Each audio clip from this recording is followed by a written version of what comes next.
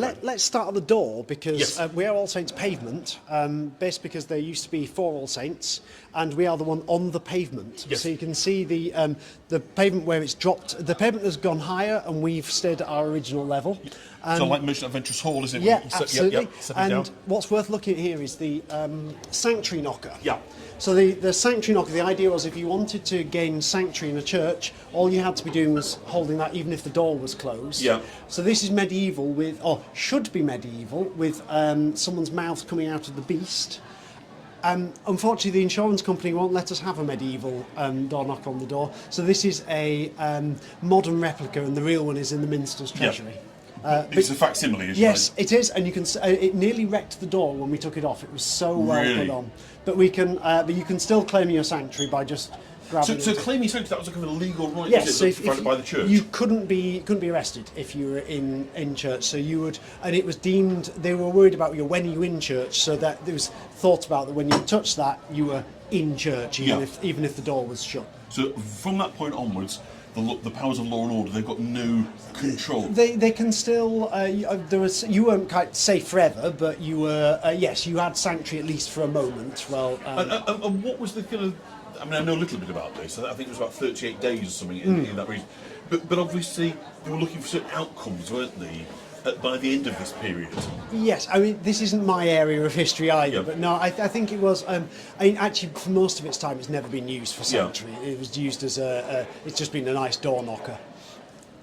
But the idea was to try and get sort of forgiveness, wasn't it? Yes. Deal with the family, as Yeah, you might so say. you could come in, you could seek the church's forgiveness, and hopefully that might mean either that it could be dealt with in an easier way than. So that might be atonement within the church, but then Yes. perhaps a sum of money paid across to the family in Something like that, in yeah. recompense for their loss, whatever that Yes. loss was. Fantastic. Right, let's come on in time. head into the And church. the door itself, do we know? The door is, we think it's the medieval door, pretty original door. Yeah. So it was. It took a long time to get the door knocker off it when we needed to, but yeah, it's a lovely big wooden thing. It's very heavy. It is awful to And look at the close. size of that keyhole. There's my finger there. You just sort of see. The unlike some of the, so St Olive's still uses their original key. We've converted ours to a modern key. Yeah. It makes it much easier to open. So come into the church. You can see where we've changed shape over the various years. So the church is 13th century, but kind of 13th, early 14th century. And then in the early 15th century, we added this beautiful clerestory and roof. So that's original to the 15th century. And it lets in so much light, and even on quite dull days as today it lets light stream in, which is beautiful. And this blue is that. So original, it's repainted in the 70s, but that was the colour it's been. And the shields, we think, are some of the guilds that were around in the 15th century. Okay. And then the stars above indicate where the kind of sanctuary is. And again, they're original stars to the medieval period, probably not in their original position, because the sanctuary used to be 2 more bays going further east. Yeah. But the council needed a marketplace more than we needed a chancel. I see. So you had to give way for that. Yes. And we've talked on various tours before about obviously the whitewashing that went on under Edward VI and the kind of Reformation. Is that likely to have been a casualty of all this? I think at that point we would have been whitewashed. We've got no evidence that we were, and we've been stoned for a very long time. Yeah. So but we've no evidence that we had any paintings. No murals or evidence of murals within it? But we do, and our stained glass, we have some medieval stained glass which got behind us, but that's not original to the building. Quite a lot in York we move around, doesn't it, from Yes. various churches, yeah. So the other bits, so when you're looking in here, you can see that we've got the old guilds there, we've got the modern guilds are on the pew ends, and these were carved by a carver, a mixture of the, so that's an ex-service organisation, the Prince of Wales Regiment, because we're also the Royal Dragoon Guards Regimental Church. But you've got things like on this side, you've got various merchant tailors, the butchers here. So do we know, I mean, other than its very central location, do we know why this became the Guild Church of York? I think it just became very popular. It was a very sort of stately building. It was between a lot of the guild halls. So we are the parish church of the Merchant Adventurers and the Merchant Tailors. So it became the place to be seen. So it would have attracted a lot of benefices and being this sort of central, absolutely, one city church. Lots of Lord Mayors as well. Our Lord Mayoral boards are packed, so they've got them in the corners, and we've also got St Crux's Lord Mayoral boards now because they're merged with us. These are so telling us who, like this in the corner. If the Lord Mayor belonged to your parish, that was quite an honour. So you would have your you'd have your Lord Mayor put on there, and then and so we've got 4 of these boards. So is it 30 or so Lord Mayors, you say? Yeah, pretty much. Yeah. And entombed where? Now, do we know? Various bits outside. No church in York is allowed to have any burials for about the last 200 years. Yeah. So, but some would have been in here, some would have been outside, and some would have been now where shops are. Yeah. Because that's where our church. So the church grounds have been hemmed in somewhat. Absolutely. By the all that's left now is this bit of and the pocket park just over the street there. That's also would have been our churchyard. Yeah. And now is a park for everyone. So, going back to its kind of heyday, would the building have been substantially larger than this, or about, roughly? So, add another 2 of these arches going east. Yeah. And that would have been the chancel. The chancel fell into disrepair after the Reformation. Yep. And then when the council needed extra space, they asked if that could be demolished. A temporary wall was added, and then the Victorians added this wall with this lovely Kemp glass. Yep. But interesting, there is a house in Dringhouses that has our original tracery in its garden. So the I know that. I live very nearby. Yeah, so the tracery from that is our east window. I didn't know that was from you. We've never felt to ask for it back, but we don't. He was a history professor, wasn't it? Yeah, he's died now. But that was original. And we have photos of that east window. But we've walked past this on tours. Yeah. The pulpit, really worth telling you about what was stood next to it. From 1634, built on just on Wormgate and the street. We didn't pay the bill for 3 years, so we think we had a bit of an argument over who was whether we liked it or not. Charles Wesley preached from the pulpit when he was in York. Really? And it's got a biblical phrase on it, beautiful sounding board, so that you didn't need amplification before. So at the top there? Yes. So that's what that does, is it? The idea of that was it would help the preacher project when you're already still quite high up. Still used most Sundays, unless the preacher has vertigo. Now then, which is it?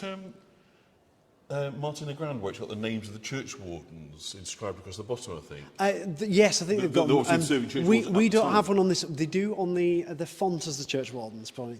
Something that Canon Liz pointed out, which is quite interesting, when you sit in her stall, you only see part of the words. And we think it's excellent advice for preachers because it says, the foolishness of preaching, the word be instant where there's no vision.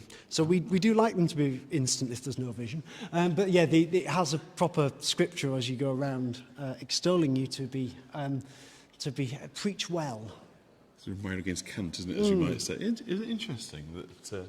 But I suppose, he kind of Wesley's influence there, less is more, isn't it? Of really just getting down to those basic points rather Absolutely. And while we're at the East End, this is some of my favourite stained glass in the city. This is Kemp Victorian stained glass. Yeah. Kemp was a real artist. You could often buy your Victorian stained glass in a catalogue. You could just see what you want, a bit like the Argos catalogue. But he came in and designed it specially for each building. So these are the saints, because we're all saints. And my favourite, you've got the patriarchs at the top, you've got Christ in the middle.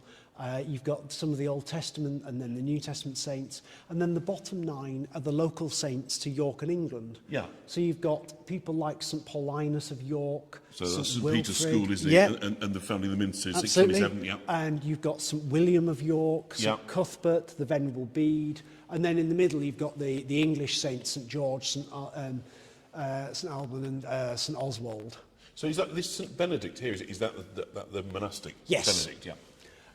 And then this, he designed 4 windows for the church, these 3. And this one at the side is dedicated to Mary Ann Craven, the chocolatier. Oh, that's right, yeah, because we talked about it a couple of years back. Chocolate factory was where Coppergate and the Viking Centre is now. Very near here, wasn't it? Yeah. And she, famous kind of matriarch of the chocolate, so decided when, in her memory, these are the women of the Bible. So you've got Hannah with Samuel, St Mary with Jesus, and then St Elizabeth with John the Baptist in a wonderful kind of hair shirt, that kind of horsehair that he was famous for wearing. Wasn't there some relic that was associated with John Yes, the Baptist so from we here? had the plate that held the head of John the Baptist. Okay. And it's wonderful, the history says it's been lost. So I imagine it's in a cupboard somewhere, and one day I will find it, One yes. day you'll come across it, yeah. It's probably what we served the biscuits on. Oh, and would that have been the primary relic that, going back to the 13th, 14th century, York's a major pilgrimage destination? Is that what they would have come to see?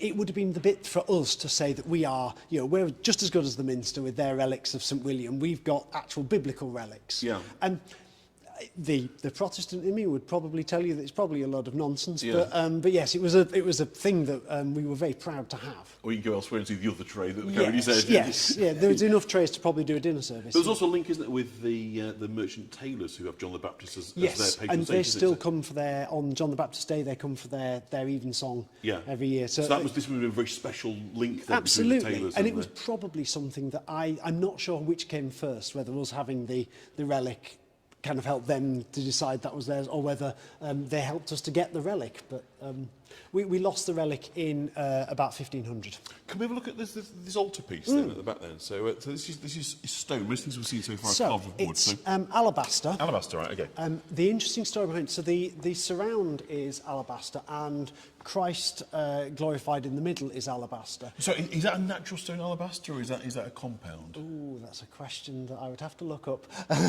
But the interesting bit on here is that the statues are not alabaster. Right. They are modern replicas. The alabaster statues were stolen, and replicas were made. The originals have been recovered, but these are of a higher quality, so we decided we'd keep them. Yeah. Do we know who's being depicted? Well, they are the various apostles, but according to church legend, this one in the middle is actually modelled after the rector at the time. Okay. But yes, they are meant to be the various apostles. We've not really got any record of who they're actually meant to, who they are. But that was quite common, wasn't it? There's for people appearing and seeing us windows and various things. Yes, absolutely. And after a lifetime of piety and digging deep, they might be rewarded with. So often, even if it was a saint, it would be modelled on the person who paid for the window, or their mother, or something like that. Well, who knows really what people look like at the end of the day?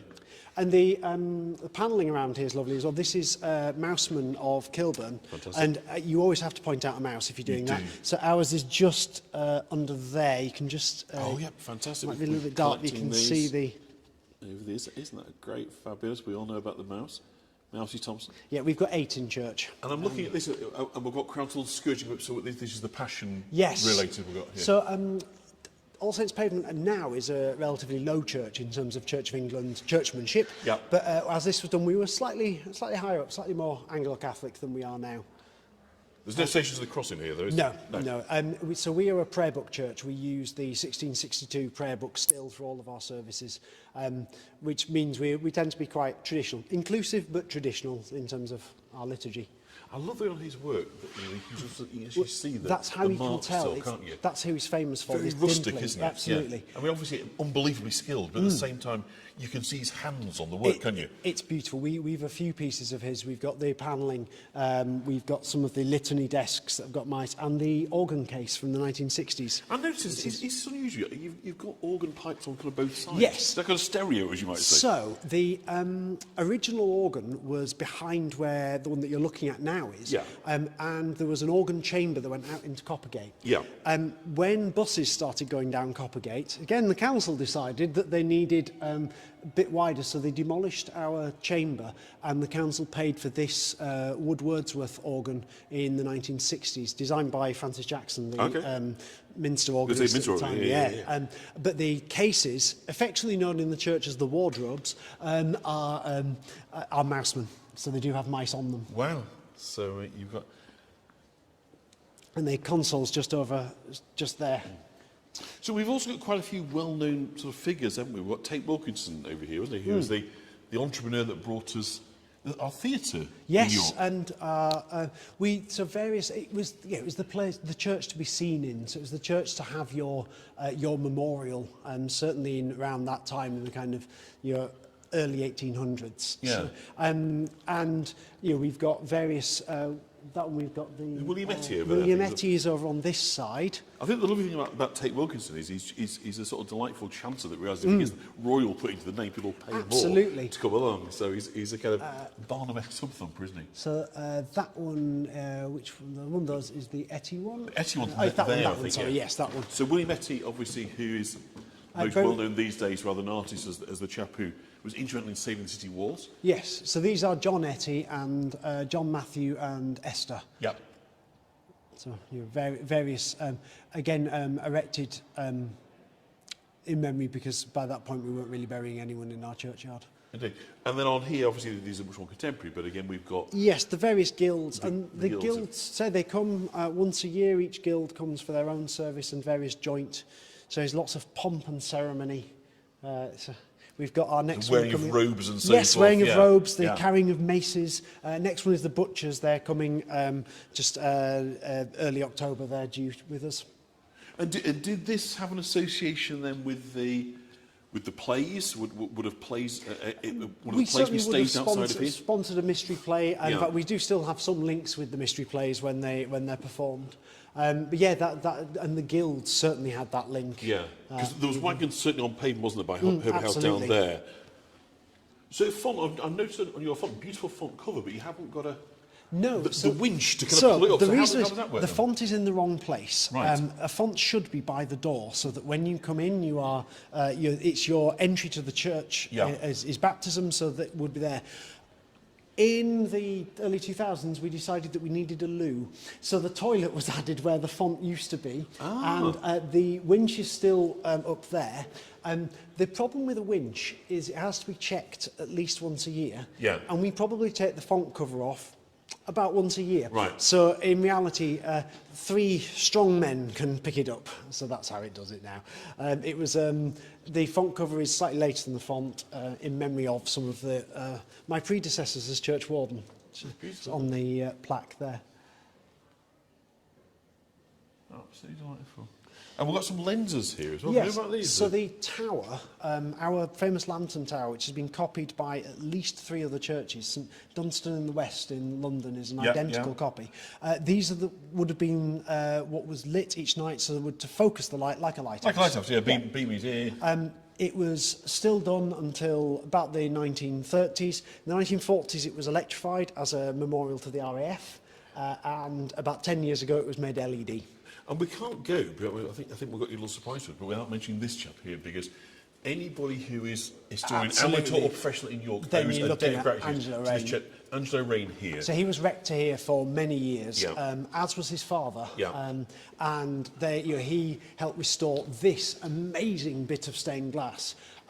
This isn't original. It's from 1350, but was originally in St Saviour's, which is now York Dig. Yeah. It tells the Easter story all the way from Christ going on to the cross to my favourite panel. Just in the bottom right, you can see Christ's feet dangling down as he ascends into heaven, which I just think is an absolutely lovely I've got it. Yeah, little bit yes, of there we go, stained there we go. glass. I'll give you as much zoom as possible, so there we are. Just his feet dangling off as he goes It's almost up. like they took the shot a little bit too late, isn't Yes, it? but there's a very similar, in the Minster, one of the bosses on the ceiling is Christ's feet from below as he goes up. Yeah. So everyone likes to have a proper ascension, ascension panel. That's amazing. I can talk about bells, yeah. Do you want to, yeah. Yeah. So I think you've got a little treat for us that I have. isn't normally available to the general public. So we're going to go up into the tower. Wow. I must say, I haven't tested this. I don't know how the signal's going to go. So, just fingers crossed that the signal will hold up. So, mind the step. Here we go, guys. This is the first. So it's quite a step up. We've had steps down to get in. Now we've got to step up to get up. Well, let's have a look. So we start going up on quite a tight spiral staircase. Yeah. We just did Potton Tower 20 minutes ago, so we're familiar with these. Gosh, this really is Snug. Well, normally it's just me and the person who changes the clock that comes up here.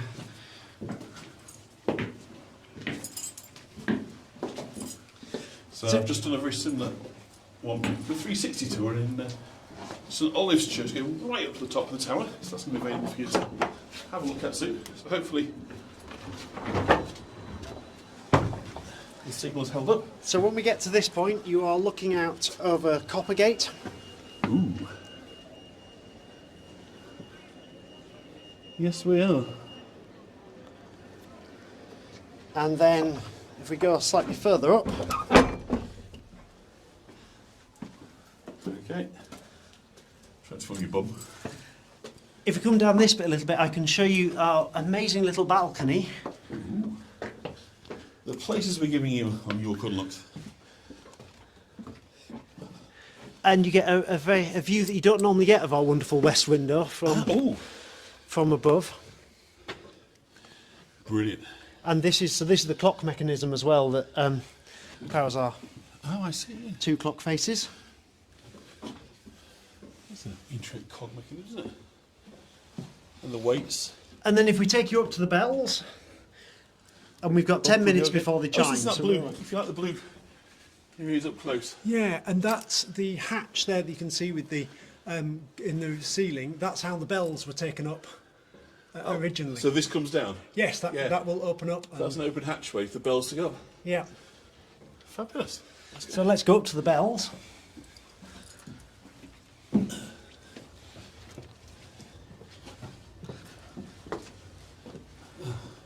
It's buffering, but hopefully by the time we get to the top.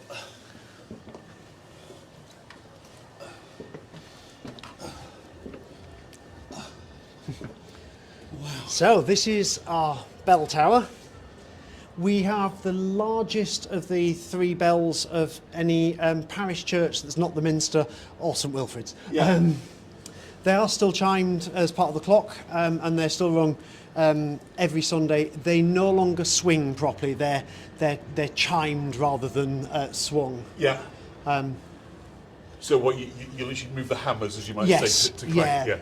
Yeah. Just because of the weight of them and the tower.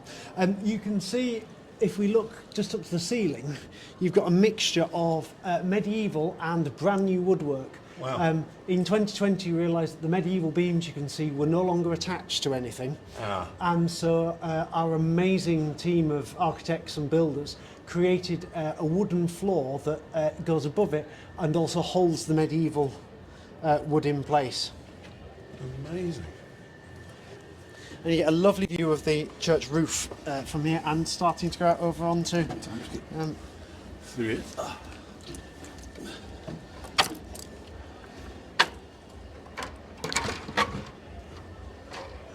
There we go, now then. Now we've got a view. Look at that, so straight away down pavement. So you say we're very much aligned in the building, isn't it, with pavement itself? It's pretty much... Absolutely. We are not quite aligned perfectly east. It's liturgical east, but not quite real east. And St Saviour's is pretty much in line with here as well. Yes, so in fact, St Saviour's is where our beautiful window came from. So you, it didn't move far. No. And you can also, St Crooks would have been just to, yes, you can behind. Just see St Crooks. You can see its churchyard. You see the corner of St Crooks there. The corner, which obviously was demolished at the church hall now. So it was seriously over churched, wasn't it, York? Absolutely. Well, there's that phrase of there's a church for every Sunday and a pub for every day. Yeah. I'll just pop out again. Because it's so rare you get these views. Look at that. This is about as high as we can get without having to go through the... That's absolutely perfect. But perhaps another time we'll bring you up to the very top, because the views are absolutely stunning. You can see wolds, moors, dales, pretty much everything from up there. It is amazing. So, I mean, pretty much this is going to be the original stonework, isn't it? I mean, absolutely. Obviously patched with a little bit of replacement stone here and there. But yes, in fact, you can see some brand new 2020 stone from where we had to have some replacements. But I mean, they really knew what they were doing, didn't they, these medieval buildings? Completely. In fact, if we look down there, you can see where the hatch is as well. That bit there, not as elegant on the top, but that bit is where it opens up for the bells to come through. It's almost like a windmill, isn't it, when they bring up the bags of flour? Very similar thing, isn't it? Yeah. Similar technique. This is awesome. Right, I think we'll start working our way down. Absolutely. Again. Oh, God. I love that bell. And how old are the bells? Do we know? They are, I think, from about 1650, maybe a little bit older. They are, but they are our original three. Sarah, it's an absolute pleasure to go up these stairs. Going down them, slightly less so, it has to be said. So, Yes. If you see me kind of rolling down, tell me what I would have wanted if it was my last act. But are we straight down? Yep, straight that down. way. Straight down. But I just love these narrow spaces. It's probably a buffer, but it's so atmospheric.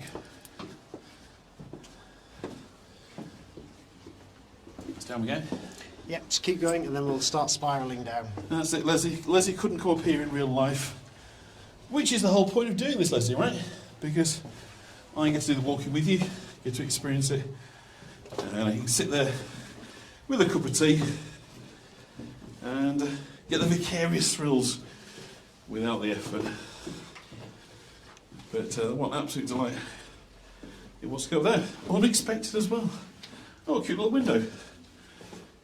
Now we talk about the smallest window being the Archbishop's toilet, or the Abbot's toilet rather, at King's Manor. That can't be far off in size. And down we go.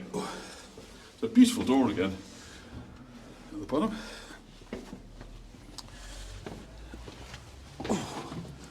It's a bit of a jump down. Wow. So if we could just say thank you You're very welcome. to James for that. I'm a bit out of puff. Herbert House is next, which is wonderful, not as wonderful as this. Oh, just before we go then, to these boards, these are benefactors, aren't they? Yes. So as we walk out, let's just... All the money that's invested in these is still being used. So if we just look at this one here, you've got the Margaret Stainton, Jane Stainton, Yeah. left money for a sermon, and that sermon's still preached every January. Wow. And all this money is invested now. So a lot of them say that houses, they've all been sold, but they're invested by the for fees of All Saints, Yes. who use that money to help look after this building and help look after the poor of the parish. And last week in church, we were ceremonially given £57, which is the sum of everything. You trust them with the £1.50? Yes, Yeah, yes. yeah. So we get that money each year. They give us ceremonially £57, and Yeah. then actually they are much more generous than that. But down here is a pretty substantial sum, isn't it? There's some wonderful bits about paying for school dames and twopenny loaves, but twopenny loaves are very difficult to get at the moment, even in But it was a big thing for benefits, was it? Educating the poor and so forth. Absolutely, and all of these, I think they have slightly overestimated how much money they were leaving, because lots of them say in perpetuity, and you think, well, actually, we ran out of your money some time ago. They weren't schooled in inflation No. the same way they were in the scripture, were they? Listen, James, that's been an absolute delight. I'm sorry we have to leave it here. It's fine. But there's many more places to go to. Thank you so You're much, welcome. and I hope we'll see you again soon. Cheers. Thank you so much. Brilliant. Bye.